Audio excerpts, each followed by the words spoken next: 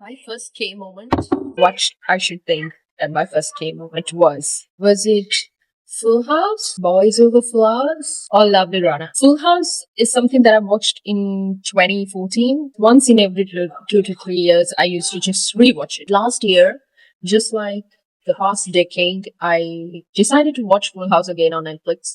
And after I finished it, it kind of kept on popping this guy holding a set of flowers. And then the name, of course, was Boys Over Flowers.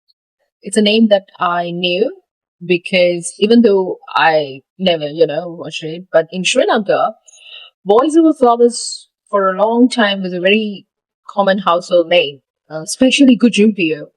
From little girls to young girls to mid-age to aunties, everyone used to like talk about Gujumpio. I was like, okay, let me just go ahead and watch it. Like, so I did, and it was okay. My first thought was like, for a set of school kids, problems they have. Uh, but I watched it. I was like, okay, fine. But then came Lovely Runner. And I don't know why. I just saw the intro and it was like a girl on the wheelchair. So I was like, oh, okay, more realistic. Let me try and watch it. The first episode, I was like, oh, that song. Oh my god, that song was just out of this world. And I was like, I did not understand anything, what the song was about or what. It's morning to night. It was just playing in my music. I was like, oh my god. If I really have to say in that case, should I give the preference to Lovely Rana? Should I think that that got me hooked? But at the same time, like I was watching Lovely Rana on this side and there was BTS on the other side. The first time I saw on Facebook, it just popped which said like to Michael Jackson, BTS is the only band in the world to have 7 songs on YouTube with more than 1 billion streams. So I was like, okay, these guys must be. I knew BTS. Everyone knows BTS, even though they don't listen. They just know. My sister is a huge BTS fan. My niece used to be. I was like, okay, let me listen to the 7 songs. The Butter was the first one. What stunned me was I never knew that they were good dancers. See, I have a very soft corner for dancing. I love dancing. And I never knew that these guys used to dance.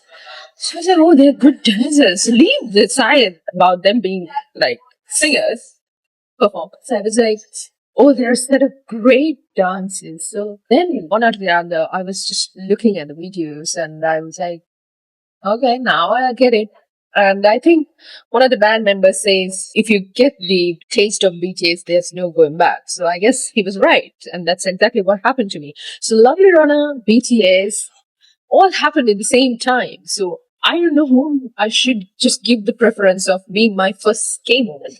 They all got me hooked to the country, basically, because I was more interested in the culture. Then I used to start reading like about the culture on social media, like all the influencers with the solo travelers, or the travelers with their vlogs, and it was all very interesting. Since I am a traveler, I always like get engaged with different cultures. I like to learn. So all these years, Christmas used to be Christmas movies, Christmas decorations. Always used to be Netflix and Christmas movies. Last year in December, it was all pretty much purple.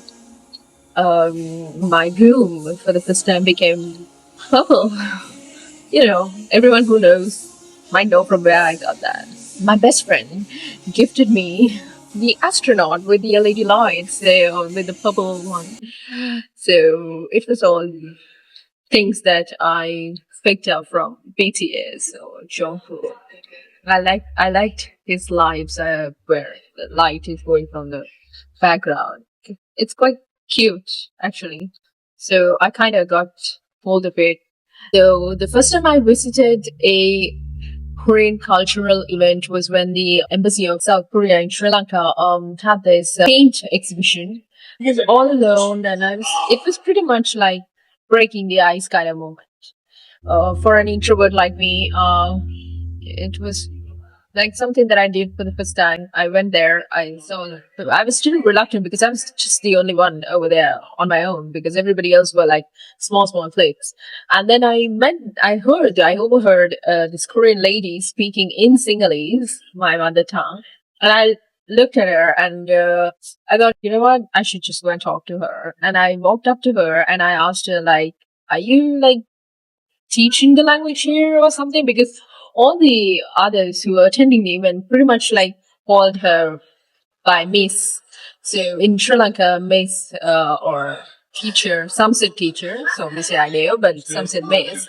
We usually say to someone who teach us. I asked her, like, do you teach the language or something here? And she said, yeah, I do. And we got some time to talk to each other. And next thing I knew is that I joined her class. I started learning Korean. I mean, what just happened to me?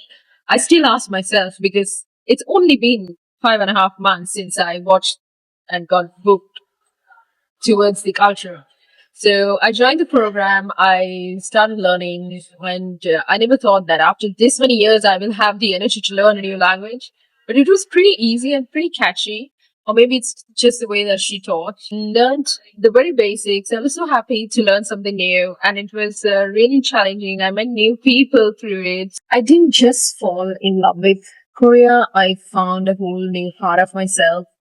I started seeing beauty in the details, in the food, the stories, the music, the way people say Quenchana even when they're not okay. So now actually I'm planning my first trip to Seoul. I want to talk um, and I want to walk the streets. I have been only seeing on screen, eat the food, hear the sounds, feel it all.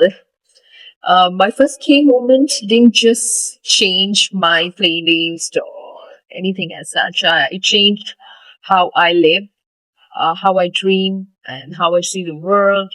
And this is just the beginning.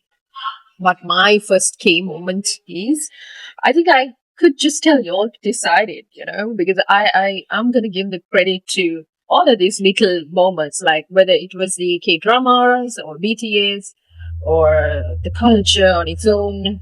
So it's a combination. I would say it's a combination, honestly. I went from casual watcher to full on researcher. I saved every salt cafe, fashion streets, bookstores, and BTS mural I saw. My camera is actually a virtual itinerary now. There's going to be a lot of content coming up. I hope you all will enjoy it. And kamsahamnida for watching. I hope my tips will come in handy for all of you who are trying to, go through this path. And I hope you all will fall in love with the country even more. I just want to pave the path towards all the Sri Lankans who are really wishing to, build a relationship with Korea. So I hope the upcoming content will really help you guys. Anyo?